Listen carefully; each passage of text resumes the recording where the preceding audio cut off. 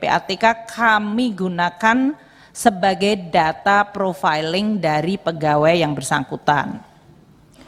Tahun 2013 ada 1,6 triliun dari 5 surat, 3 surat ke kami, 3-tiganya selesai di follow up. Juga di situ belum ditemukan indikasi pelanggaran. Sedangkan 2 surat ke APH dengan nilai 65,8 miliar.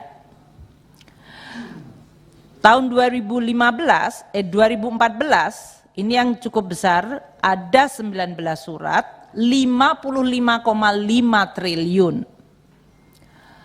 12 surat kepada Kementerian Keuangan, semuanya sudah ditindaklanjuti, ada 13 pegawai yang mendapatkan hukuman disiplin. Sedangkan 7 surat ke APH dengan nilai 4,08 triliun, 4,018 triliun. 2015 13 surat yang tercantum di dalam keterangan Kepala PPATK, 2,7 triliun, 9 surat ke kami, 99-nya di follow up, 2 orang pegawai terkena hukuman disiplin. Sedangkan 4 surat ke APH sebesar 1,9 triliun. 2016 29 surat yang ada di dalam tabel tersebut, 20 surat ke Kemenku, 20-nya di follow up, 8 orang terkena hukuman disiplin. Sedangkan 9 surat ke APH dengan 3,78 triliun. 2017 20 triliun, 30 surat, 24 surat ke kami, 17-nya sudah dilakukan hukuman disiplin, 3 kemudian ditindaklanjuti oleh APH. 6 surat kepada APH dengan nilai 20,6 triliun. 2018 18 surat, 12 surat kepada kami, 10 sudah ditindaklanjuti, 5 hukuman disiplin, 1 ditindaklanjuti APH untuk pegawainya, dan 6 surat ke APH dengan nilai 4,7 triliun.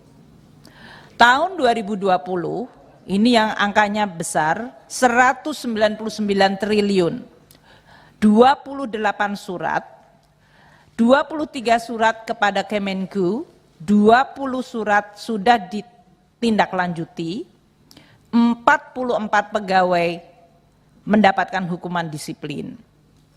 Dan surat yang sama dikirim ke APH 5 dengan nilai 199,35. Kemudian tahun 2021 20 surat dengan nilai 27,197 triliun, 14 surat kepada Kemenku, 11 telah ditindaklanjuti, 60 pegawai terkena hukuman disiplin, 1 ditindaklanjuti APH. 6 surat ke APH 22,8 triliun. 2022 18 surat dengan nilai transaksi 17,69 triliun, 9 dikirimkan kepada kami, 4 telah di follow up, 7 pegawai terkena hukdis, 1 di refer ke APH, 9 surat ke APH dengan nilai 11,65 triliun. Dan tahun 2023 ini ada 2 surat yang disampaikan, 2-duanya kepada kami, dan 1 sudah di follow up, dan atas surat tersebut masih di dalam proses audit investigasi dan pendalaman informasi. Jadi secara ringkas 200 surat yang kami terima, 186 telah dilakukan follow up, menghasilkan 193 pegawai Kementerian Keuangan sejak 2009 hingga 2022, karena 2023 sedang dalam proses, telah terkena hukuman disiplin, 9 orang ditindaklanjuti aparat penegak hukum. Sedangkan 100 surat tadi telah disampaikan oleh Pak Menko dengan nilai transaksi 74,2 triliun adalah ke APH. Kami akan menyampaikan persamaan dari data Pak Menko dengan kami, namun perbedaan presentasinya, itu yang tadi disampaikan presentasi. surat PPATK ke Kemenku yang nilai transaksinya 349 triliun yang terdiri dari 300 surat, nomor surat saja ya Bapak ya, karena surat-suratnya tidak ada, yang 200 sudah kita terima. Ini terdiri dari 253 triliun yang ada di dalam 65 surat. Ini adalah mengenai data perusahaan dan korporasi. Jadi dalam hal ini dibedakan antara data korporasi perusahaan yang memang ada di dalam domain tusinya Kemenku. Bea Cukai dalam hal ini menyangkut seluruh kegiatan dari perusahaan, entah itu menyangkut cukai atau bea masuk, bea keluar, pajak ekspor, semuanya. Itu bisa nilainya bisa ratusan triliun, bahkan ribuan triliun dalam hal ini. Pajak yang menyangkut seluruh penerimaan pajak PPh 21, 22, 23, 25, 26, 29, PPN, semuanya itu adalah yang disebut objek dari tugas dan fungsi Kementerian Keuangan. Nah, di sini PPATK mengidentifikasi ada kegiatan perusahaan sebesar 253 triliun yang dituangkan dalam 65 surat mengenai kegiatan perusahaan itu, yang dalam hal ini Kementerian Keuangan diminta untuk melihat kemungkinan terjadinya tindak pidana pencucian uang. Jadi isinya debit, kredit, dan seluruh transaksi operasional perusahaan korporasi. Termasuk dalam hal ini adalah 189 triliun yang disebutkan secara khusus. Untuk 65 surat ini, yang kalau disebutkan ada nama pegawai Kemenku, kami kemudian juga melakukan penyelidikan di dalam Kementerian Keuangan sendiri. Saat ini kita terus melakukan dan akan terus melakukan, apalagi kalau ada data tambahan. Kami memulai dulu dari yang 3,3 triliun yang kami sampaikan di Komisi 11 versus 35 triliun yang disampaikan oleh Pak Menko di ruangan ini. Kita lihat di dalam pie chart warna abu-abu. Yang abu-abu ini 22 triliun. Itu yang kami sampaikan di Komisi 11. Ini adalah dari 135 surat PPATK yang menyebutkan nama pegawai Kementerian Keuangan. Kami pilah ternyata dari 22 triliun 135 surat, 3,3 triliun itu menyangkut pegawai Kemenku. Namun itu adalah persepsi publik dianggapnya korupsi. Itu adalah informasi transaksi debit kredit dari para pegawai yang diidentifikasikan di sini, termasuk masuk penghasilan resmi, transaksi dengan keluarga, jual beli harta rumah dalam hal ini dalam kurun waktu 2009 sampai dengan 2023, dan mereka telah ditindaklanjuti. Ini terutama oleh Inspektorat Jenderal karena menyangkut pegawai Kementerian Keuangan. Di dalam 3,3 triliun ini juga termasuk surat PPATK kepada kami pada saat kami membutuhkan data dari PPATK pada saat melakukan baperjakat, terutama untuk dan dalam rangka fit and proper test.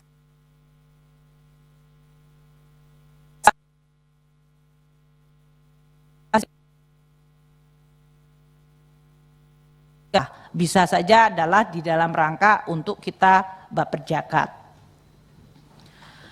Oleh karena itu yang kami sampaikan di Komisi 11 adalah memang 3,3 ini. Coba kita lihat 18,7 triliun. Ini juga data PPATK. 18,7 triliun ternyata adalah data korporasi. Jadi mirip di 253. Namun ini menyangkut perusahaan-perusahaan yang ditengerai ada hubungannya dengan orang-orang Kemenku. Data-data ini nanti akan kami sampaikan secara detail kepada Komisi 3.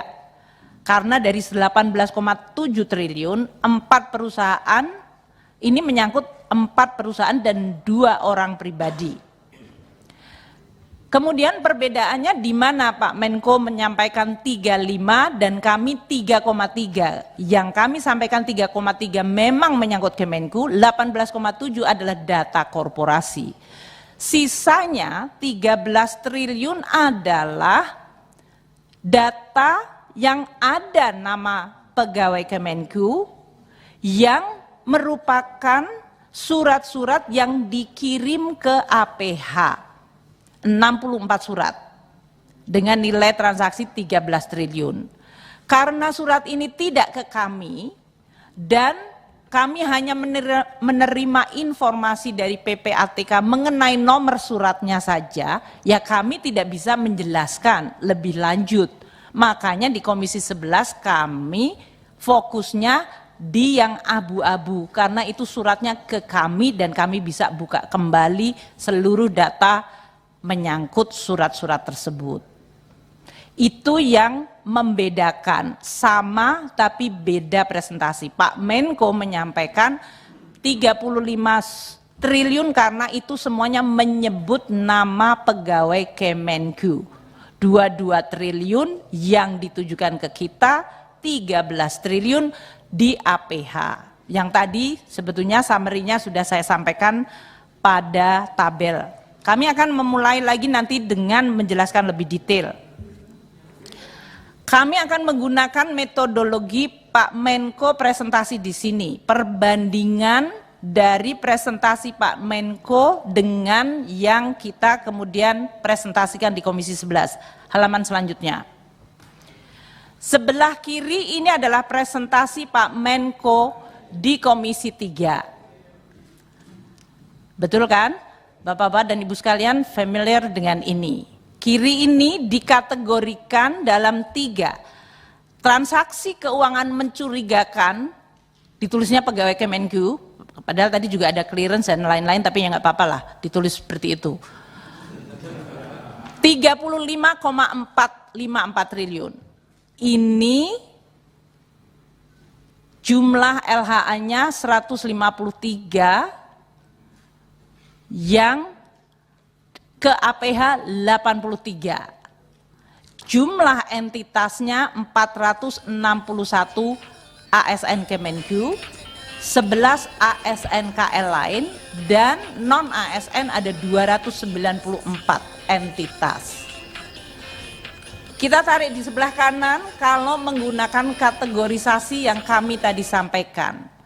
35,548 triliun, 135 surat yang dikirim kepada Kementerian Keuangan. Makanya kami sebutkan yang kuning dibagi 2. Surat dikirim ke Kementerian Keuangan dalam kurun menyangkut pegawai Kemenku. Ada 135 surat. Yang tadi di dalam chart itu adalah 22 triliun yang abu-abu. Yang kalau menggunakan pie chart 22 triliun. Makanya kita bisa break nanti di dalam 22 triliun terdiri dari tadi A1 yang nanti kami akan sampaikan, terdiri dari 3,3 triliun yang pure pegawai dan 18,7 triliun yang ternyata itu adalah informasi perusahaan. Kalau menggunakan kategorisasi Pak Menko, ada kuning 35 yang kita yaitu A2, itu adalah surat ke APH, 64 surat, 103 nama ASN Kemenku disebutkan. Jumlahnya 13,07, makanya kami tidak presentasi A2 karena kami tidak menerima surat, kami hanya menerima nomor suratnya dan menyebutkan ada 64 surat ke APH. Jadi tidak ada bedanya. Kemudian Pak Menko dalam hal ini yang warnanya hijau adalah transaksi keuangan mencurigakan yang diduga melibatkan pegawai Kemenku dan pihak lain. Disebutkan 53,82 triliun. Kita lihat dan teliti Ini semuanya adalah surat yang dikirim ke APH yang terdiri dari 2 surat menyangkut 23 pegawai Kementerian Keuangan. Sebagian sudah divonis Bapak. 47,7008 triliun. Jadi bedanya kami yang identifikasi adalah dari 53,8 yang di presentasinya Pak Menko, kami identifikasi 47,08. Yang biru adalah transaksi mencurigakan dari perusahaan-perusahaan yang PPATK menyebut ada di bawah kewenangan Kemenq, yaitu BC dan pajak untuk meneliti karena ditengarai bisa memiliki potensi TPPU. Ini ada 32 sebesar 260,5 triliun. Kalau menurut kategorisasi kami, surat yang 260,5 triliun, 65 adalah ke Kemenq, menyangkut perusahaan-perusahaan yang diminta untuk diteliti, yang ditengarai memiliki potensi TPPU, yaitu sebesar 253, 65 surat 253,5 triliun. Sedangkan yang 14,13 triliun, 34 surat itu ke APH. Makanya kami nanti mengelaborasi yang di 253. Semua yang ada di kami bisa elaborasi. Yang APH tentu adalah APH. Jadi kalau dilihat dalam tabel ini, padaannya tidak ada perbedaan. Artinya ini pengkategorisasian saja, dan kami menekankan karena ini domain Kemenq, ya kami menjelaskan yang ada di dalam Kementerian Keuangan. Mari kita lihat 22 triliun yang abu-abu tadi, atau di sini disebutkan A1. Kami akan menjelaskan A1 itu apa. Yang tadi 22 triliun terdiri dari 3,3 triliun yang menyangkut pegawai Kemenq dan 18,7 yang ditengarai. Tapi itu adalah data korporasi. Seperti kami sampaikan, 3,3 triliun adalah akumulasi transaksi debit kredit dari pegawai Kemenq yang disebutkan oleh PPATK dari kurun waktu 2009 hingga 2023, 15 tahun. Ini termasuk keluarganya. Jadi bisa pegawainya satu, punya suami atau istri, bapak, ibu, anak, dan menantu, dan yang lain-lain. Ini masuk di dalam tadi 3,3 triliun. Transaksi yang tidak biasa atau mencurigakan, yang sebagian telah ditindaklanjuti dan sebagian lagi masih di dalam proses penyelesaian. Ini terutama oleh Irjen kita. Terdapat surat di dalam 3,3 yang tadi kami sampaikan, merupakan surat permintaan kami kepada PPATK mengenai clearance pegawai yang sedang dalam proses untuk evaluasi, mutasi, promosi. Jadi ini dalam rangka fit dan proper atau baperjakat. Sedangkan 18,7 adalah akumulasi transaksi debit kredit dari korporasi yang ditengarai ada kaitannya dengan pegawai Kemenq. Kami sampaikan lebih lanjut masing-masing tersebut. Jadi dari 3,3 next, jumlah suratnya 129 surat. Pegawai Kemenq yang disebutkan di dalam surat-surat tersebut 348 pegawai. 160 pegawai, 464 pegawai sudah terkena hukdis sesuai dengan peraturan perundang-undangan mengenai kepegawaian. 37 suaranya ada gema ini kayaknya. 37 pegawai diberhentikan. Ini suara saya atau suara orang lain, Pak? Saya khawatir gemanya beda nanti, Pak. 20 pegawai bebas, dibebaskan jabatan, dan 64 pegawai mengalami penurunan pangkat, teguran, dan penundaan kenaikan pangkat ke 43 pegawai. Jadi kalau dikatakan tindak lanjut, kami menindaklanjuti data dan informasi PPATK. 184 pegawai, ada 13 pegawai yang sudah divonis pengadilan. Ini berarti kami merefer ke APH. Ada 41 pegawai yang sedang dalam proses audit investigasi atau klarifikasi, dan 12 pegawai ini datanya yang disebutkan di dalam 3,3 triliun adalah terkait clearance untuk promosi dan mutasi.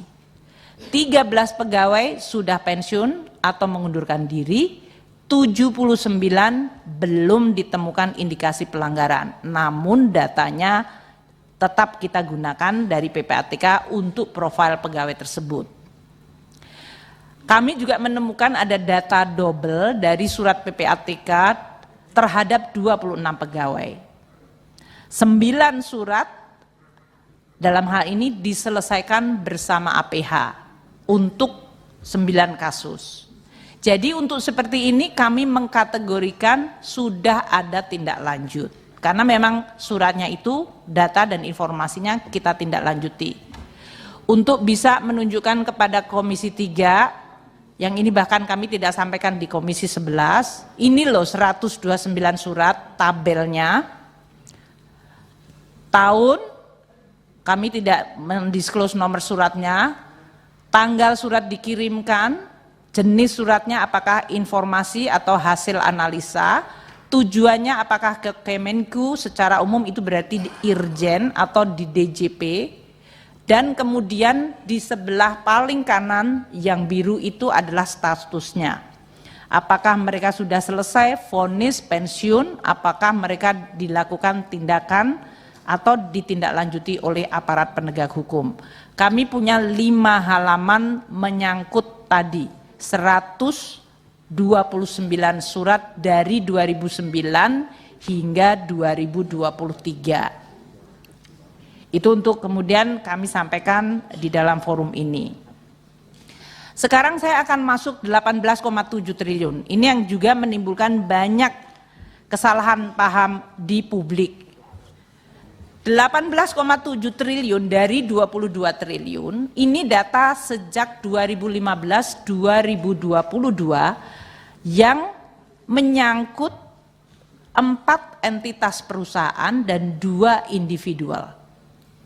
Kami sampaikan 4 entitas perusahaan dan 2 individual.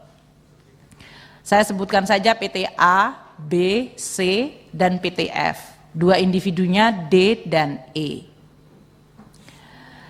Data-data mengenai PT A, B, C, dan F adalah permintaan, tadi disebut inquiry dari Inspektorat Jenderal Kementerian Keuangan kepada PPATK. Ini terutama pada saat Irjen melakukan investigasi kalau ada pegawai yang ditengerai dan punya tanda-tanda dan kita membutuhkan data tambahan dari PPATK. Sedangkan untuk individu D dan E itu adalah inisiatif PPATK yang memiliki inisiatif, memiliki data kemudian dikirimkan kepada Kemenku. Kami sebutkan satu persatu untuk PTA tadi. PTA transaksinya 11,38 triliun. Ini transaksi 2017 hingga 2018. Perusahaan perseroan terbatas, bidangnya perkebunan. Statusnya wajib pajak aktif, pengurusnya warga negara asing. Perusahaan ini tidak ada kaitannya dengan pegawai Kemenku. Latar belakang kenapa kami meminta PPATK memberikan informasi ini karena Inspektorat Jenderal meminta PPATK melalui surat 5/IJ bulan 9 2022 titik 09 2022 tanggal 17 Februari 2022 yang lalu, di mana Irjen sedang melakukan kegiatan pengumpulan bahan keterangan atas dugaan penyalahgunaan wewenang oleh oknum pajak kita. Jadi Irjen menengerai mungkin perusahaan yang ditangani oleh oknum pajak ini memberikan uang kepada oknum pajak kami. Maka kami minta PPATK untuk memberikan seluruh transaksi dari perusahaan tersebut 2017-2018. Irjen dalam hal ini mendapatkan aduan, mengumpulkan barang keterangan, melakukan audit investigasi, mendapatkan data dari PPATK.